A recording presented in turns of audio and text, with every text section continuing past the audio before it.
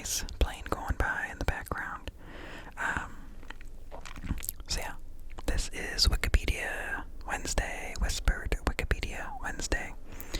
I believe that's the second Wednesday. Second or third, something like that. It'll be on the correct day, don't worry. Anyway, check out my posting schedule in the description. But let's get going. So, this is the Wikipedia page for fairy rings. Fairy rings. Okay. And if you're not interested, just relax. So,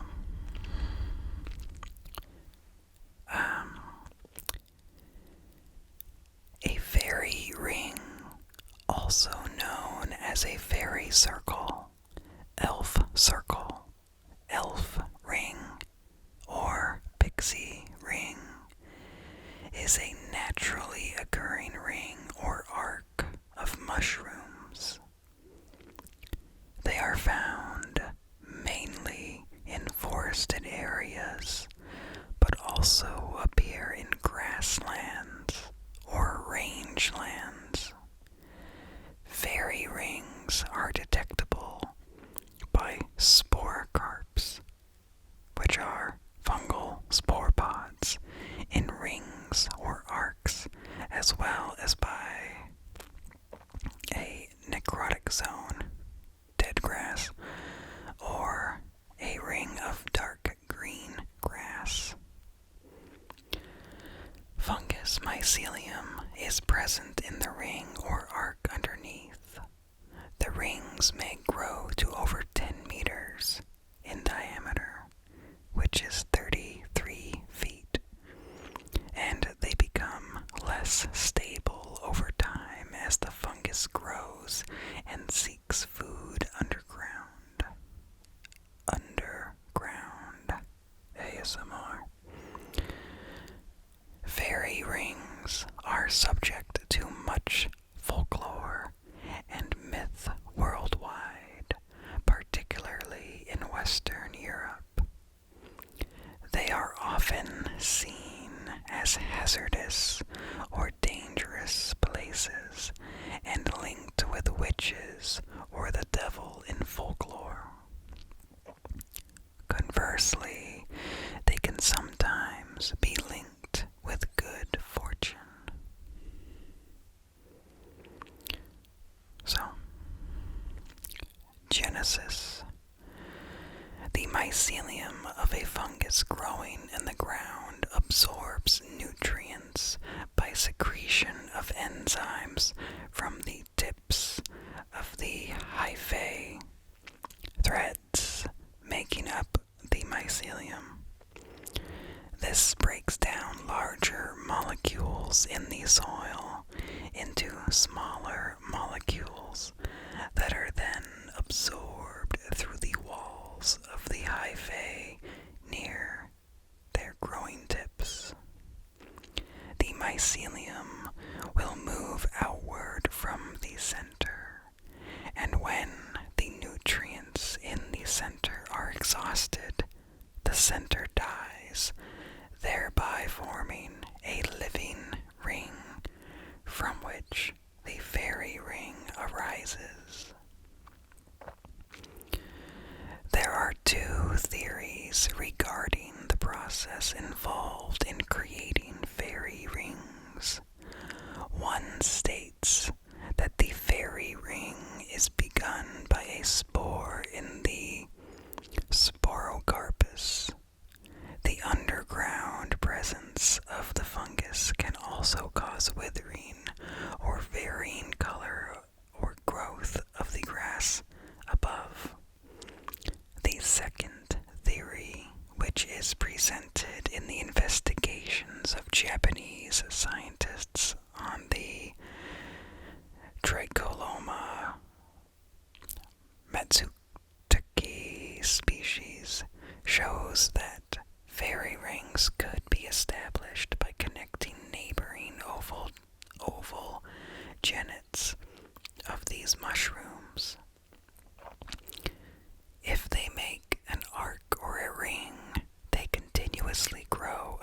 center of this object. Okay, necrotic or rapid growth zones. One of the manifestations of fairy ring growth is a necrotic zone, an area in which grass or other plant life has withered or died. These zones are caused by the mycelia, which, during a very dry year, coat the roots of grasses and other herbs in meadows. After some time, they are removed by biotic factors from the ground, at which stage a zone on the surface soil becomes visible. Patterns other than the basic ring or arc are also possible. Circles, doubled arcs, sickle-shaped arcs, and other complicated formations are also formed by this process. Fungi can deplete the soil of readily available nutrients such as nitrogen, causing plants growing within the circle to be stressed, which leads to plant discoloration. Some fungi also produce chemicals which act like hormones called gibberellins, which affect plant growth, causing rapid, luxuriant growth. Long-term observations of fairy rings on Shillingstone Hill in Dorset, England, further suggested that the cycle depended on the continuous presence of rabbits. Chalky soils on higher elevations in the counties of Wiltshire and Dorset in southern England used to support many meadow-type fairy rings. Rabbits crop grass very short in open areas and produce nitrogen-rich droppings. Mushrooms need more soil nitrogen than grass does. A ring can start from only a few spores, from which the mycelium develops. The fruiting bodies of the mushrooms only appearing later, when sufficient mycelial mass has been generated to support them. Subsequent generations of fungi grow only outwards because the parent generations have depleted their local nitrogen levels. Meanwhile, rabbits keep cropping the grass, but do not eat the fungi, allowing them to grow through their competition to tower relatively above the grass. By the time a circle of mushrooms reaches about 6 meters in diameter, rabbit droppings have replenished the nitrogen levels near the center of the circle, and a secondary ring may start to grow inside the first. Soil analysis of soil containing mycelium from a wood bluet, fairy ring under Norway spruce, and Scots pine in southeast Sweden yielded 14 halogen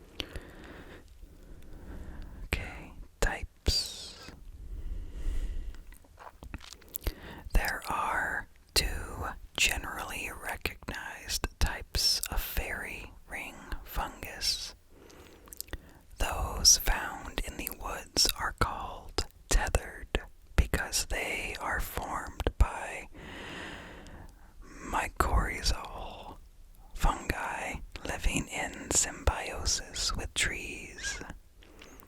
Meadow fairy rings are called free because they are not connected with other organisms.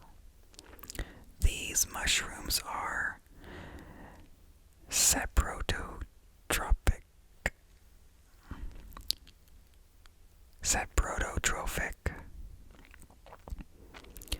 The effects on the grass depend on the type of fungus that is growing.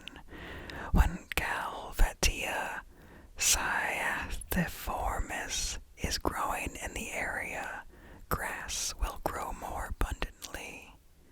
However, Leucopoxias giganteus will cause the grass to wither.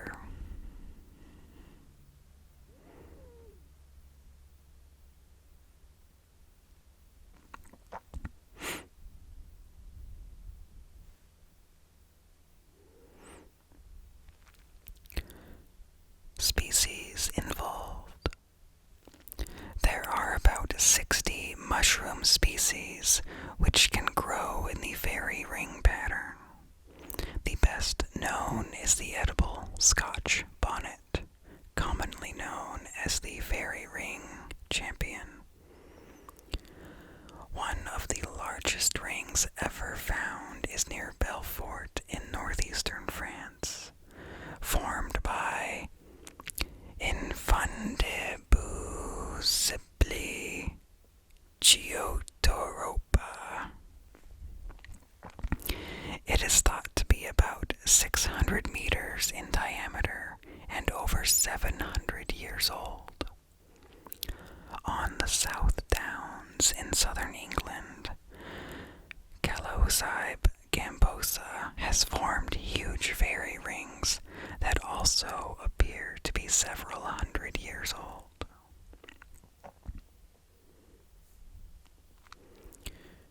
And there is a long list of species here, but I am going to skip those. Okay,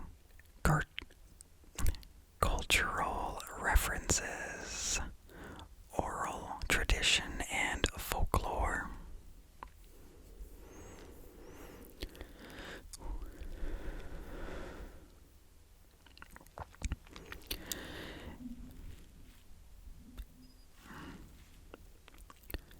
A great deal of folklore surrounds fairy rings. Their names in European languages often allude to supernatural origins. They are known as ronds de sorceries, witches' circles in French, and Hexenring, witches' rings in German. In German tradition, fairy rings were thought to mark the site of witches dancing on Walpurgis Night, and Dutch superstition claimed that the circles show where the devil set his milk churn. In Tyrol, folklore attributed fairy rings to the fiery tales of flying dragons. Once a dragon had created such a circle, nothing but toadstools could grow there for 7 years. European superstitions routinely warned against entering a fairy ring. French tradition reported that fairy rings were guarded by giant bug-eyed toads that cursed those who violated the circles. In other parts of Europe, entering a fairy ring would result in the loss of an eye. Fairy rings are associated with diminutive spirits in the Philippines. Western European traditions, including English, Scandinavian, and Celtic, claimed that the fairy rings are the result of elves or fairies dancing. Such ideas dated to at least the medieval period. The Middle English term Elfengwort caused by elves dancing dates to the 12th century. In his History of the Goths, Swedish writer Olaus Magnus makes this connection, saying that fairy rings are burned into the ground by the dancing elves. British folklorist Thomas Keightley noted that in Scandinavia in the early 19th century, beliefs persisted that fairy rings arose from the dancing of elves. Keightley warned that while entering the elfdens might allow the interloper to see the elves, although this was not guaranteed, it would also put the intruder in thrall to their illusions.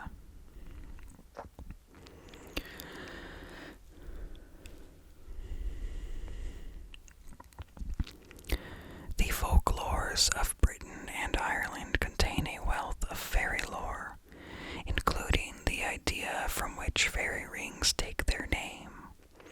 The phenomena result from the dancing of fairies. In 19th century Wales, where the rings are known as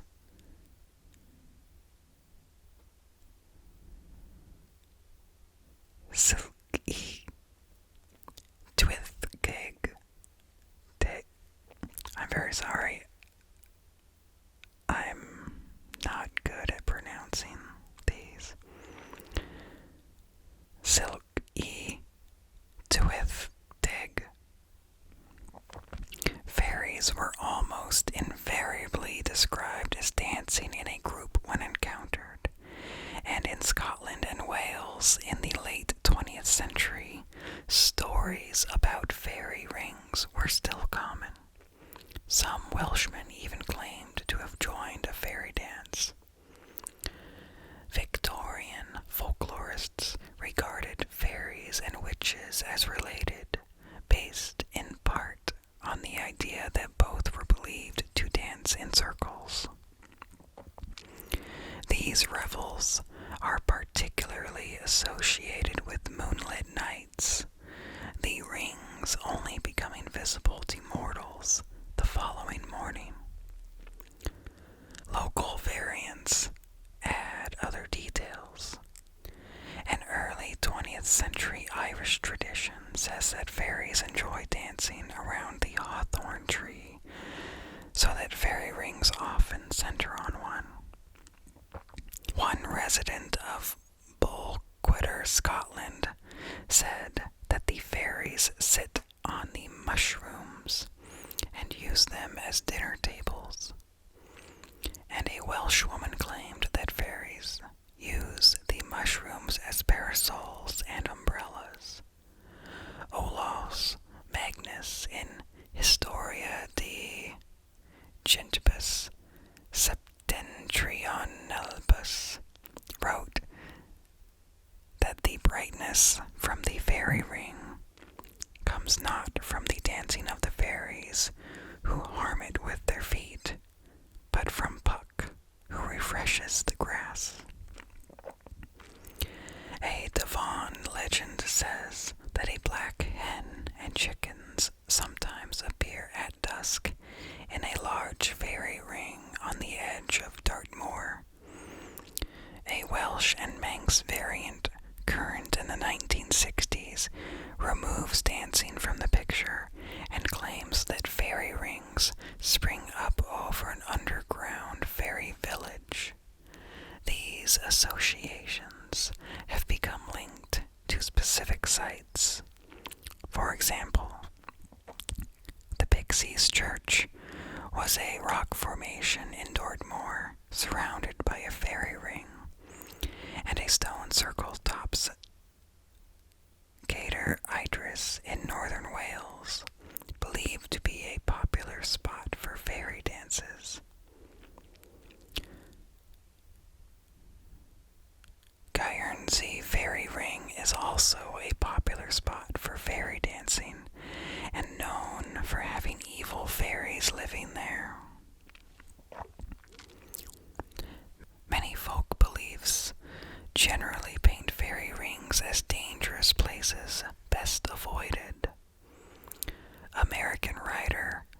Sykes traces these stories of people trespassing into forbidden territory and being punished for it,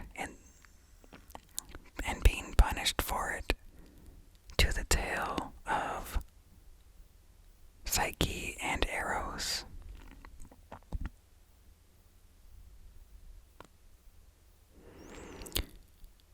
In it, Psyche is forbidden to view her lover, and when she does so, her palace disappears and she is left alone. Superstition calls fairy circles sacred and warns against violating them, lest the interloper, such as a farmer with a plow, anger the fairies and be cursed. In an Irish legend recorded by Wilde, a farmer builds a barn on a fairy ring despite the protests of his neighbors. He is struck senseless one night, and a local fairy doctor breaks the curse. The farmer says that he dreamed that he must destroy the barn. Even collecting dew from the grass or flowers of a fairy ring can bring bad luck. Destroying a fairy ring is unlucky and fruitless. Superstition says it will just grow back. A traditional Scottish rhyme sums up the danger of such places. He wha tills the fairies green, nae luck again shall ha.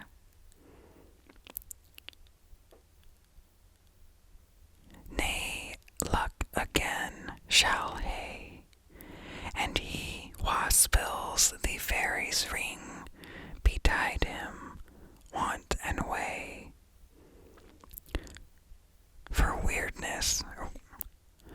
weirdless days and weary nights are his till day and day, but he wha gaes by the fairy ring, nae dule nor pine shall see, and he wha cleans the fairy ring, an easy death shall dee.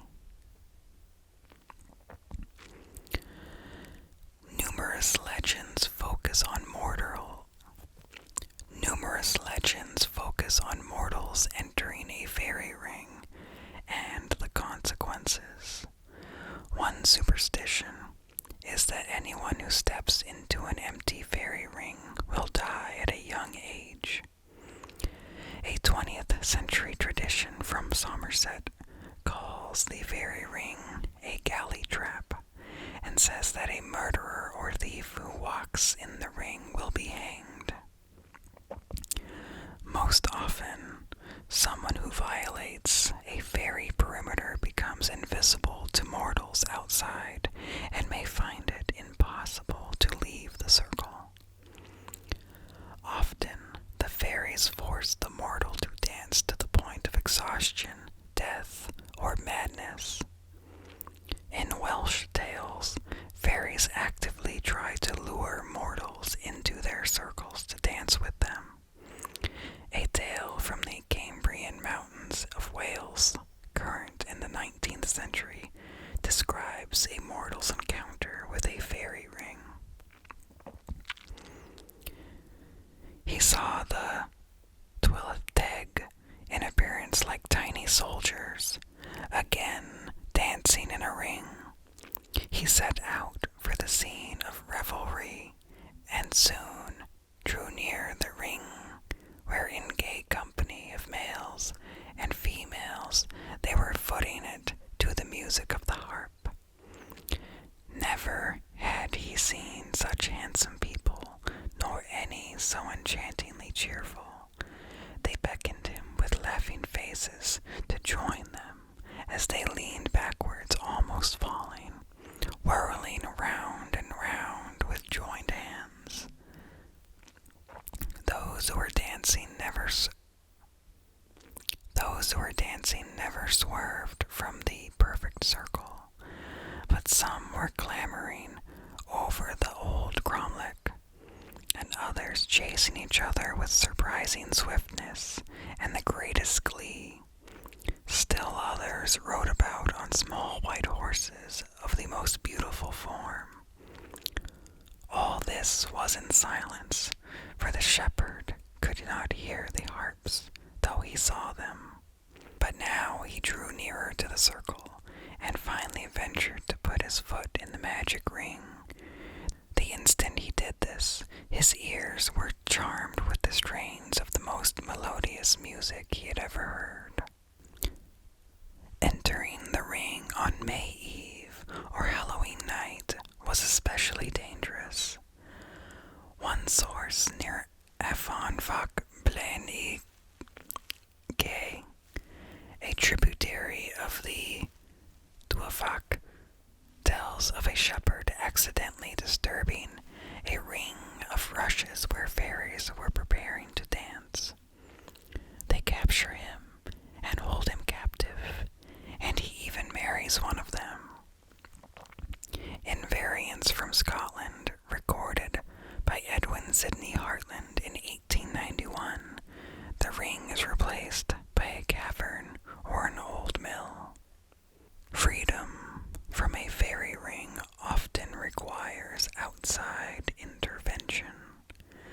A tactic from the early 20th century Wales is to cast wild majorum and thyme into the circle and befuddle the fairies. Another asks the rescuer to touch the victim with iron. Other stories require that the enchanted victim simply be plucked out by someone on the outside, although even this can be difficult. A farmer in a tale from the Llangollen region has to tie a rope around himself and enlist 4 men to pull him from the circle as he goes in to save his daughter. Other folk methods rely on Christian faith to break the enchantment. A stick from a rowan tree, thought to be the wood from which the cross of Jesus Christ was built, can break the curse, as can a simple phrase such as, "What in heaven's name?" as in a 19th century tale from Carmarthenshire.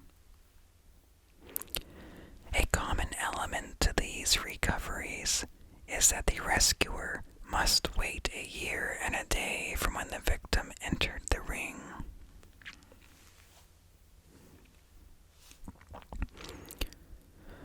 Mortals who have danced with the fairies are rarely safe after being saved from their enthrallment.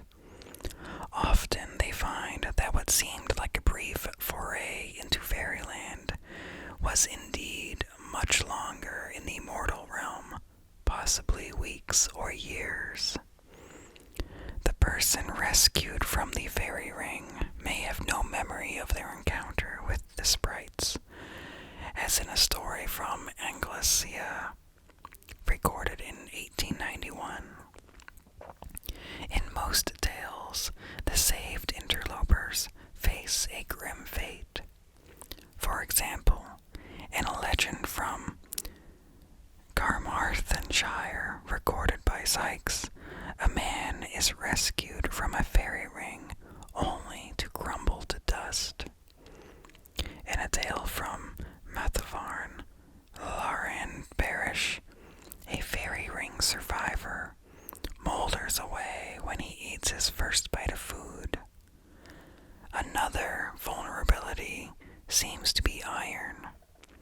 In a tale from Aberystwyth region, a touch from the metal causes a rescued woman to disappear. Some legends assert that the only safe way to investigate a fairy ring is to run around it 9 times. This affords the ability to hear the fairies dancing and frolicking underground. According to a 20th century tradition of Northumberland, this must be done under a full moon, and the runner must travel in the direction of the sun.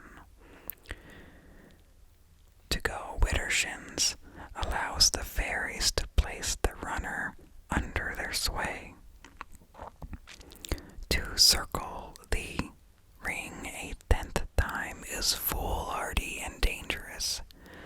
Kitely recorded a similar tradition from Northumberland in 1828. Quote, "The children constantly run this number 9 times, but nothing will induce them to venture a 10th run." A story from early 20th century England says that a mortal can see the sprites without fear if a friend places a foot on that of the person stepping beyond the circle's perimeter. Another superstition says that wearing a hat backwards can confuse the fairies and prevent them from pulling the wearer into the ring. Although they have strong associations with doom, some legends paint fairy circles as places of fertility and fortune. Welsh folk belief is that mountain sheep that eat the grass of a fairy ring flourish, and that crops sown from such a place will prove more bountiful than those from normal land. A folk belief recorded in the Athenian Oracle claims that a house built on a fairy circle will bring prosperity to its inhabitants. Likewise, a legend from Pont-y-Wern says that in the 13th or 14th century, the inhabitants of the town of Corrion watched fairies dancing in a ring around a glowworm every Sunday after church at a place called Pen-y-Bonk. They even joined the sprites in their revels. The legend survives in a rhyme. With the fairies nimbly dancing round, the glowworm on the rising ground. John Rhys recorded a Welsh tale in 1901 that tells of a man who supposedly lived on the side of the Berwyn above the Cwm Bennett in the early 19th century. The man destroyed a nest of rooks in a tree surrounded by a fairy ring. In gratitude, the fairies gave him half a crown every day, but stopped when he told his friend, for he had broken the rule of the fair folks by making their liberality known. Nevertheless, fairy boons are not without their curses, and tales often tell of the sprites exacting their revenge. Literature. Fairy rings have featured in the works of European authors, playwrights, and artists since the 13th century. In his Arthurian romance, Marius de Portelague, Raoul de Hodenc describes a scene clearly derived from a Celtic fairy ring lore. The title character visits the Chateau de Carol and sees a circle of women and a knight dancing around a pine in the castle courtyard. Marius is unable to fight the intense desire to join in, thus freeing the previous knight from the spell. Marius is helpless to leave the dance until 10 weeks later another knight joins in and frees him. Fairy circles feature in works by several Elizabethan poets and playwrights. William Shakespeare alludes to them in A Midsummer Night's Dream, Act 2, Scene 1. Quote, "And I serve the fairy queen to do her orbs upon the green, and to dance our ringlets to the whistling wind." And in The Tempest, Act 5, Scene 1, quote, "You demi-puppets that by moonshine do the green sour ringlets let's make, whereof the ewe not bites, and you whose pastime is to make midnight mushrooms that rejoice to hear the solemn curfew. Shakespeare's contemporary, Thomas Randolph, speaks of fairy rings in his Emmentas, or The Impossible Dowry, 1638, and Michael Drayton describes one in Nymphidia, the Court of Fairy. Quote, and in their courses make that round, in meadows and in marshes found, and them so called the fairy ground, of which they have the keeping. Fairy imagery became especially popular in the Victorian era. Thomas Hardy uses a fairy ring as a symbol of lost love in The Mayor of Casterbridge. The character Michael Henchard passes a fairy ring and remembers that he last saw his wife Susan there when he sold her to a sailor in a drunken rage. Victorian poets who have referred to fairy rings in their works include Elizabeth Barrett Browning, Eliza Cook, Robert Stephen Hawker, Felicia Hemans, Gerald Massey, Alfred and Lord Tennyson. W.H. Cummings composed the cantata, The Fairy Ring, and William Butler Yeats wrote of them in The Land of Heart's Desire.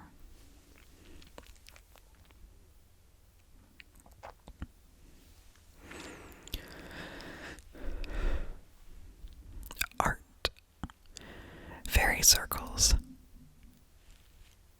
Fairy circles have appeared in European artwork since at least the 18th century. For example, William Blake painted Oberon, Tatiana, and Puck with fairies dancing, depicting a scene from Shakespeare's A Midsummer Night's Dream around 1785, and Daniel Maclise painted Fawn and the Fairies around 1834. Images of fairies dancing in circles became a favorite trope of painters in the Victorian period.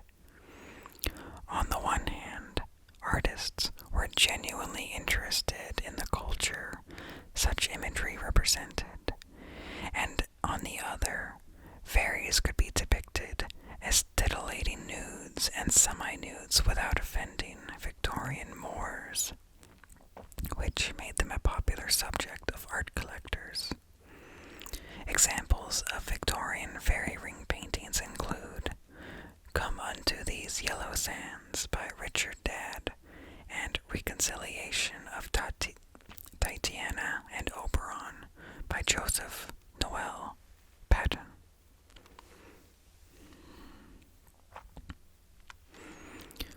Well, that brings us to the end of the Wikipedia page for fairy rings. I hope you had a good time learning about fairy rings. There were some difficult names and foreign words in there, so I'm very sorry for not pronouncing those good, but I tried. So, yeah, like I said,